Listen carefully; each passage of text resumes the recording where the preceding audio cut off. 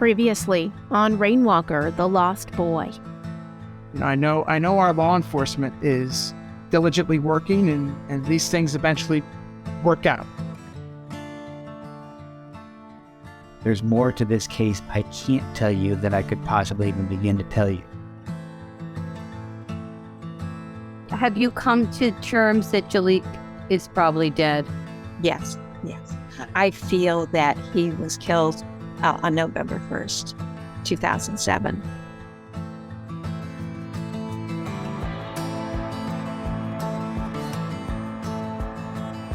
Jaliek Rainwalker vanished in 2007 in upstate New York. He was 12 years old. His disappearance hit the 15-year mark in November of 2022. Investigators have treated it as a probable homicide for 10 years now. They say the case is far from cold. If you listen to our first 7 episodes, you will know, and spoiler alert if you didn't, we did not solve the mystery of what happened to Jaliek Rainwalker. But as often is the case with unsolved true crime, there's more of the story to tell, and we are here for it. I'm Jessica Marshall. And I'm Wendy Libertor. This is Rainwalker, the Lost Boy. Episode 8, No Body.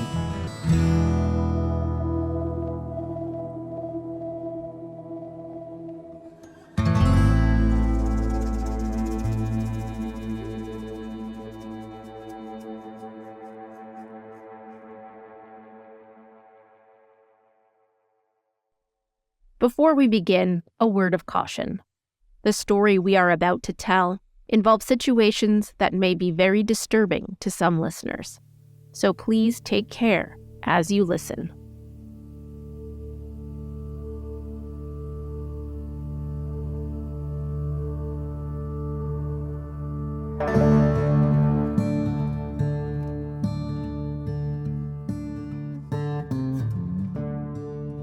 If you remember back a few episodes, we spent a lot of time in a place called Washington County.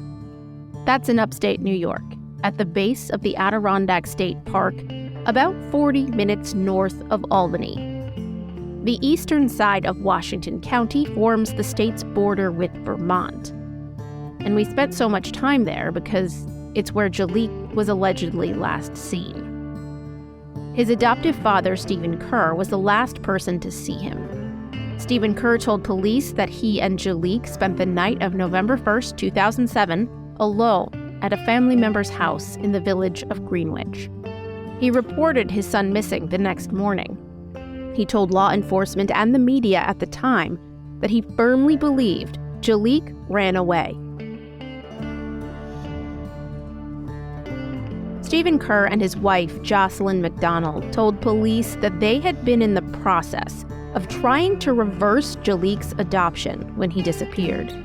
They said his behavioral issues, stemming from reactive attachment disorder, were too much for them to handle. I've never met such a pair of parents that refuse to cooperate with law enforcement.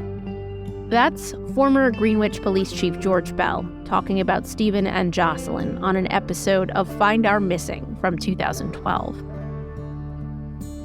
Stephen and Jocelyn stopped cooperating with the investigation within 2 weeks of the disappearance. They packed up their family and moved to Vermont 4 months later, and they've refused to talk about Jaliek publicly since then. Police consider Stephen Kerr a person of interest in the case. They have since early 2008, a few months after Jaliek's disappearance. That doesn't mean anything legally, though. Stephen Kerr has never been charged with any crimes in connection to his son. Stephen Kerr refused to talk to us for this podcast.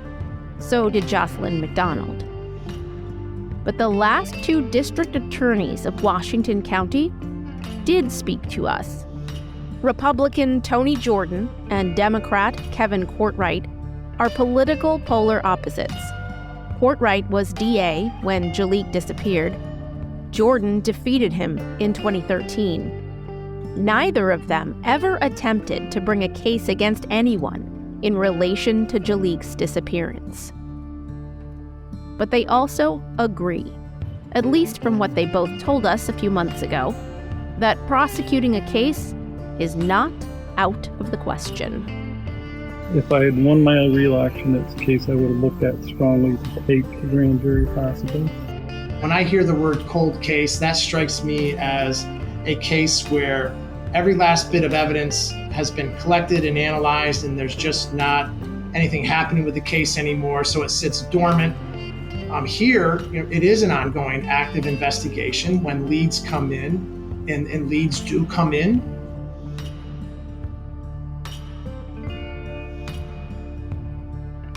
Before we get to a potential prosecution, let's do a little more debriefing on what we learned in our reporting thus far. Wendy Liberatore and I sat down with our editor, Lauren Stanforth, to talk it through.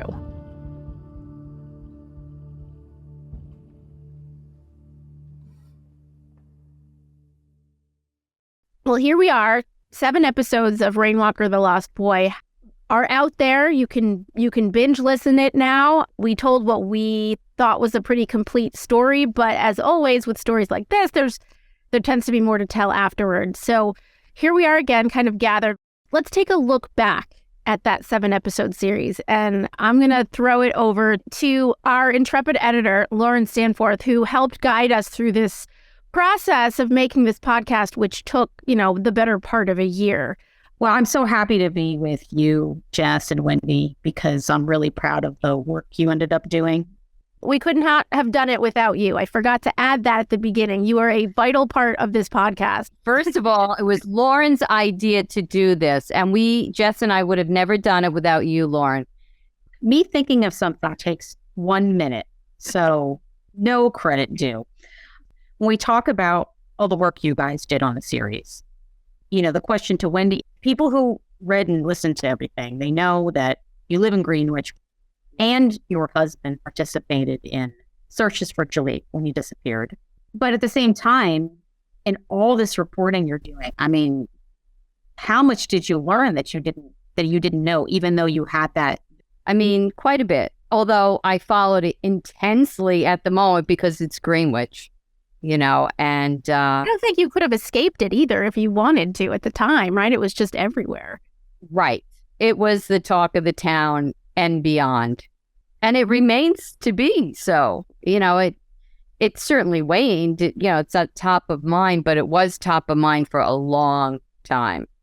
When we had talked to people in the town, one of the things that struck me most was that all you had to say was his name, and instantly you would see people's brains just go back to, clearly they had thought about this a lot. Clearly they had, they knew about the story. It was an instant recollection. People didn't have to say, Jaliek, that name sounds familiar. It was instant recognition. Yeah, and Jess, how did you feel? You're a mom of the young kids. Did it impact you as well when you were doing this reporting? 100%. Just by way of background, I had never been to Greenwich. I'd never heard of the story until I started at the Times-Union, which I'm eternally ashamed about because this is something I should have known about. But in my experience as a journalist and covering stories like these, usually I can compartmentalize a little bit, okay, I can push back and say, this is work and here's my life. And, I can compartmentalize. But with this one, because of the nature of the story, because maybe my life has changed a bit now, I'm a mom, it was harder to separate myself emotionally from it. And, it just kind of was something that I had to deal with as we went through this whole process was kind of being like, okay, this is starting to affect me outside of work now, just the things that I'm thinking about it. And we spent so much time doing it. It was months and months and months and months. So it was repeated, the thoughts of what might have happened or, people's comments about it just kept flooding back. We couldn't get away from it. And at the same time, the way to kind of, at least in my mind, is to sort of fight that existential whatever that you develop over a story is to kind of just realize this story needs to be told, right? Somebody needs to find out what happened to this kid, whatever it was. So that's kind of how you pull yourself back from the abyss. Exactly. Over the months since, 11 months ago, what has been the biggest challenges with getting this project published? Probably the most challenging was trying to get Stephen Kerr and Jocelyn to speak with us. I mean, we tried all different things, the letters, the phone calls. It's been 15 years, and I thought maybe it's been 15 years, so it would be easier to get people to speak to us. And you're saying, still, it could be very difficult. People on both sides of the aisle, so to speak, to borrow a phrase from political reporting, people who, were very supportive of Stephen Kerr and his family and, ardently believed that he had nothing to do with it. And then people on the other side, more than one person in the podcast wanted to be anonymous. So that was another hill to kind of climb. This case was particularly tricky. I mean, not only for journalists, but I'm sure for any police investigator doing it. The fact that so much time has passed, plus the fact that a person of interest was named in the case, Jaliek's adoptive father, Stephen Kerr. Did you worry that people's recollections when you were interviewing them would be colored by the fact that Kerr was named a person of interest? Because, as you guys have covered, a person of interest has no legal weight. It's not a criminal charge. It does not imply that a person is guilty of anything. So did you worry that was coloring people's memories when you were asking them questions? Not really, no. I mean, people who wanted to talk about it and had memories had pretty vivid memories. And I don't think whatever the police said about Stephen Kerr as a person of interest had any influence whatsoever on what these people felt, saw. He wasn't named a person of interest for quite some time. And the scuttlebutt in Greenwich, people thought he had something to do with it only because he was the last person to see Jaliek. He wouldn't go on searches, and he was saying he had some crazy theories that people didn't believe. So long before Chief Bell ever came public with that, I mean, it was almost instantaneous here in the community that they felt Stephen was hiding something. Whether or not that's true or not, we don't know. I also think that in the folks that we kind of talk to outside of the Greenwich community, I mean, just kind of even talking about it, with friends or whomever outside the Greenwich community, like, I think maybe in a way the person of interest designation did color some of their recollections of the case, like people down in Albany or people down, in Schenectady or whatever. And you ask them if you remember the Jaliek Rainwalker case, and they're like, oh yeah, isn't that the case of the kid whose dad killed him? That kind of thing, I think, probably colored a lot of recollections region-wide. Greenwich in the community, I think, was a different story. All I'm saying is we followed every little angle, every little rumor, and a lot of them were dead ends. I mean, but we had a lot of conversations that didn't go anywhere because they were nothing. A lot of people saying like, well, I heard this happened. And then it's like, okay, well, the firsthand source who told you that is not willing to talk to us or is no longer alive, or it is completely impossible to confirm this fact. There's a lot of that, which is just very frustrating. Right. And we did our due diligence and tracked down every crazy thing that we possibly could have. Because Greenwich is a small community and people gossip like crazy. So, we needed to find out whether there was any truth to a lot of these things. I was so hoping that you would shake loose sources who were saying things publicly for the first time that would assist the investigation. Did that end up shaking out like that at all? Do you think you teased out any information that would help police? I remember back in July, as most people living in the capital region and paying attention to current events, there was suddenly a search for Jaliek after a decade, 5 years, something like that. A significant amount of time. This was the first update in the case in a long time. And it just so happened to be the day after we connected with Washington County DA Tony Jordan. Now, I'm not saying that's connected, but it certainly gave us hope that perhaps if we continued with this podcast and put it out there, that it would have the power to move the case forward in some way, or at least, shake a little something loose that might, be something that we could explore further. Yes. Yeah, Barbara really talked about that with me as well, about, who tipped them off. I mean, the police said it was a legitimate tip.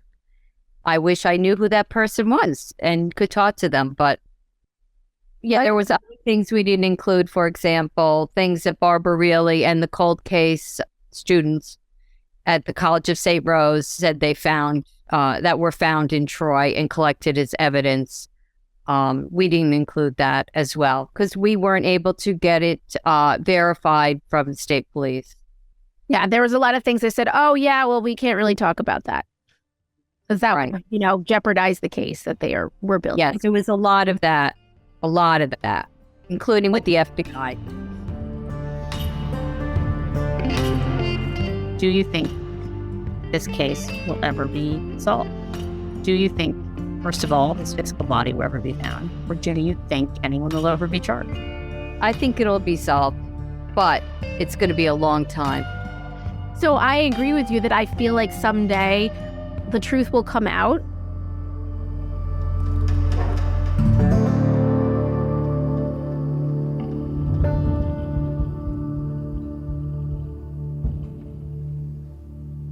We'll be right back.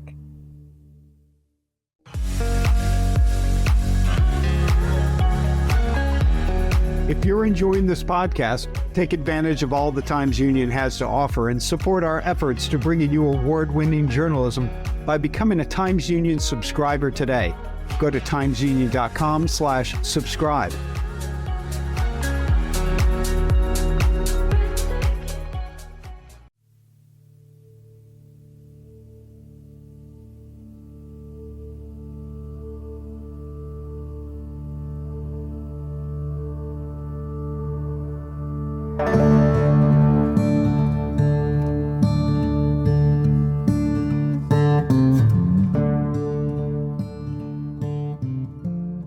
Welcome back to Rainwalker, the Lost Boy.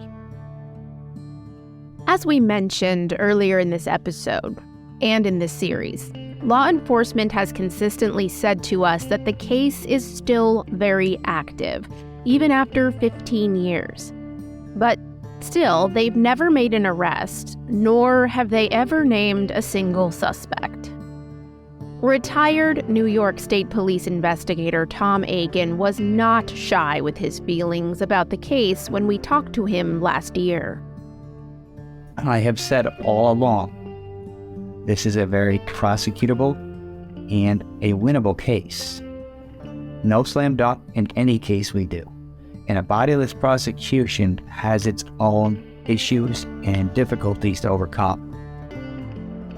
Again, it's worth noting that in 15 years, neither of the Washington County DAs ever even tried to bring a case. But let's hone in on one specific term here that Tom Akin just mentioned: bodiless prosecution, or a no-body case.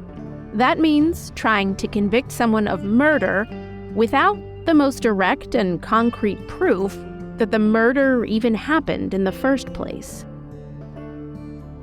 How do you prove murder when no one ever found a physical body? It's extremely difficult to do and extremely rare, but also very possible. Can you just say your name just so we have the correct pronunciation? Sure, it's Tad DeBias. And your title, like how you'd like to be identified? The no-body guy. The no-body guy. That's Tad DeBias. For more than a decade in the 1990s and early 2000s, DeBias was an assistant U.S. attorney in Washington, D.C. He prosecuted homicide cases in the district. The violent crime rate in D.C. was way up at the time, so there were a lot of cases. Toward the end of his stint there, a most intriguing one landed in his lap. And a colleague of mine gave me what was then a missing persons case that we believed to be a murder case. The more I dug into the case, I realized there were a lot of challenges to doing this type of a case. And I also discovered there had only ever been one other no-body prosecution in the history of Washington, D.C. Not long after, DeBias got a conviction in that case. It became the second ever no-body prosecution in D.C. history. By then, DeBias was hooked on the challenge. He started researching no-body cases around the country. And I decided there was really no central location where all the information about no-body murders was collected. So I anonymously started a website because I didn't want to have to jump through a bunch of Department of Justice hoops to get permission to do it. So I anonymously did a website tracking the number of cases. I created just a very simple table that I have to this day. There's a spreadsheet on his website. Go check it out. And because I was anonymous, I just dubbed myself the no-body guy so I wouldn't have to use my real name. DeBias left the U.S. Attorney's Office in 2007. He decided to go public as the no-body guy. He started writing about no-body cases on his website and on social media. And what I discovered was there was a tremendous amount of interest in the law enforcement field about these cases, and I started getting calls from police and prosecutors asking me, how did you successfully prosecute your case? Can you tell us about these other cases on your table? Can you tell us more about them and how to do it? So I started consulting and teaching, and ultimately wrote a book back in 2014 on how to prosecute, investigate, and win at trial no-body murder cases. And since then, I've probably consulted on about 45 different cases throughout the country. Not all of them have resulted in arrests. Not all of them have been successful convictions. But I think in each of those cases, we've kind of moved the ball forward a little bit, and certainly have gotten a good number of convictions in those cases. DeBias actually just released an updated version of his book that was late last year. And I heard about him through another podcast about a missing person across the country. Wendy and I were deep into reporting on Jaliek's disappearance when Tad's name and expertise caught my ear. We wondered, had he ever heard of Jaliek Rainwalker? Turns out he had. But he says he has not been involved in the case in any way. So he agreed to talk to us for the podcast, just about the nature of no-body cases.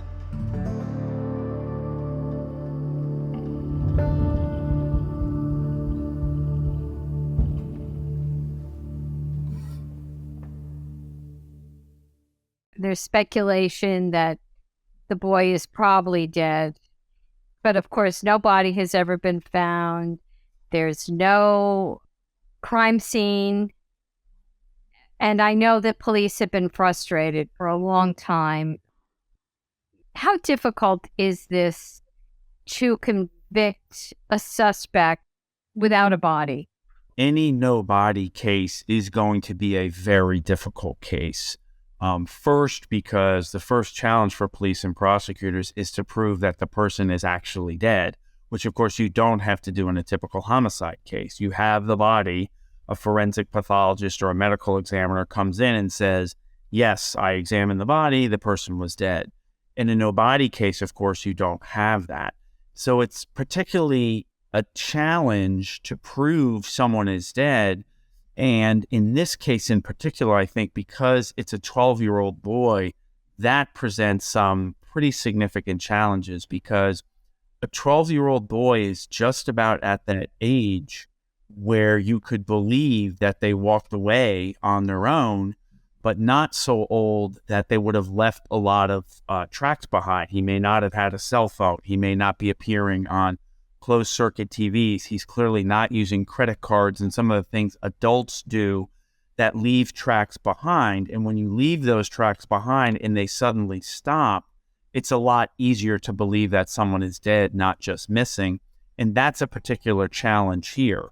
Now, I will say most no-body murder cases are indeed circumstantial evidence cases. That is, it's the rare no-body murder case where someone comes forward and says, oh, yes, I saw Tad kill this person and then dispose of the body. Most of the time what happens is you rely on this type of circumstantial evidence, such as, though, a crime scene, blood, DNA, hair, fiber, fingerprints. That's the type of circumstantial evidence you typically have in a successful no body murder case. So tell me, what is the main thing investigators and prosecutors need to do to win a case like this? So I don't know, Wendy, if I can point to one thing. What I tell my folks is, number one, even though I've spent the last 15 years talking about no body murder cases, you're always better if you have a body. So the first thing you need to do is to still continue to look for a body. As time goes on, that obviously gets tougher. And in a case like this, where we're now, 15 years out from when Jaliek went missing, it's highly unlikely you're going to find a body, even in a somewhat colder climate such as upstate New York. It's still unlikely you're going to find a body unless you find clothes or something like that. So I wouldn't encourage them to spend a lot of time looking for the body, but still you have to always have that in the forefront of your mind. And then most no body murder cases are really made through one of three, what I call quantums or quality type of evidence. And that is, the first and the best is forensic evidence. And that can be some of the things I mentioned earlier: blood, some type of body fluid left behind, hair, trace evidence, fingerprints, and it can be technological evidence such as cell phone records, text messages, something you can point a jury to that's, immutable, unchangeable, and people are going to believe. So some type of forensic evidence is kind of thing number one that you're looking for. Thing number two is confession to friends and family. You often have defendants who tell people about what they did, which of course seems counterintuitive, because who would admit to actually murdering someone? But sometimes you have people who brag about it. Sometimes you have people who feel guilty about it. Sometimes you have a power dynamic where perhaps a husband killed his wife or a boyfriend killed a girlfriend, and he then talks about it to the next wife or to the next girlfriend.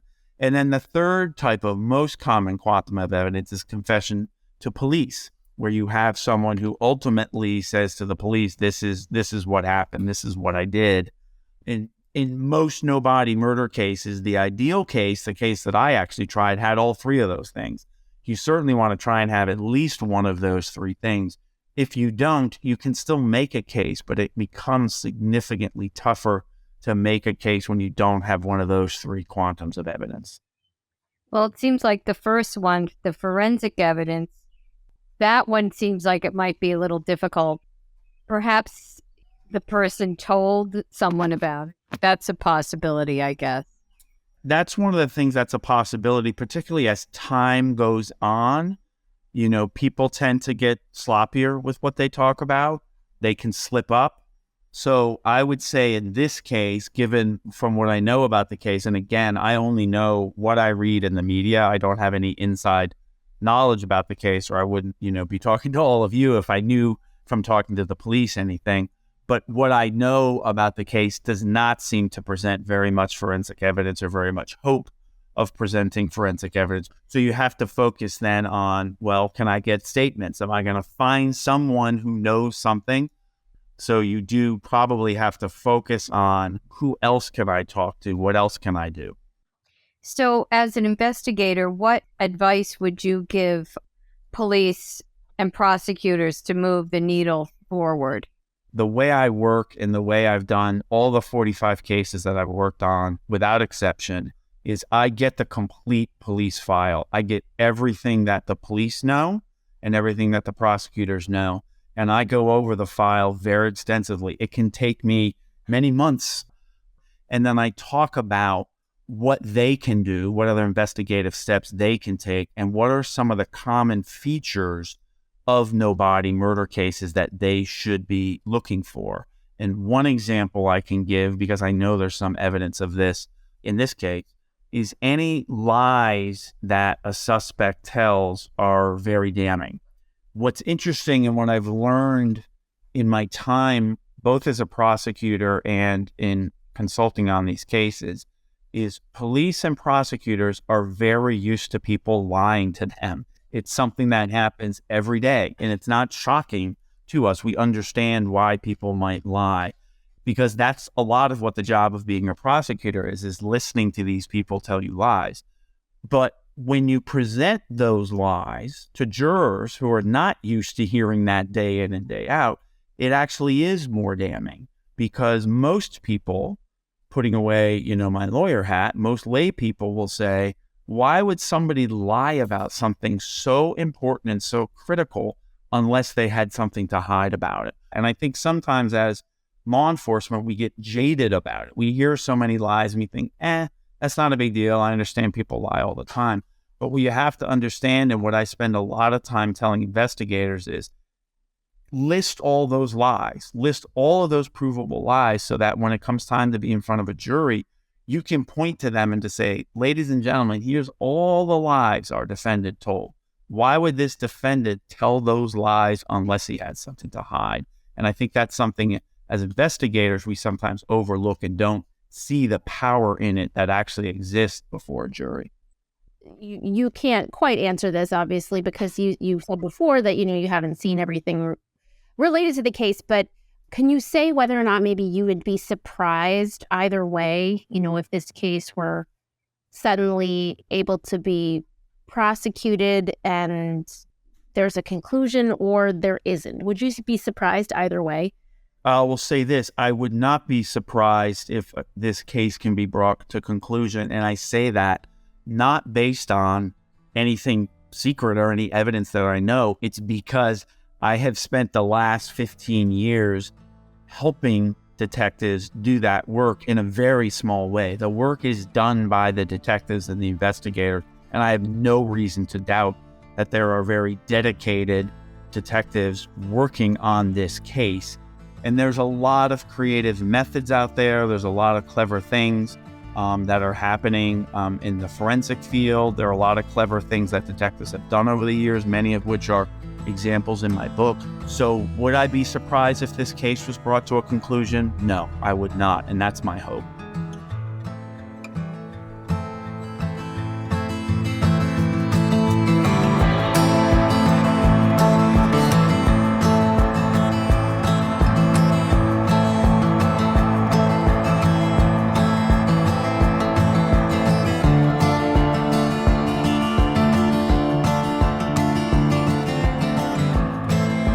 That's where we're going to leave it for now.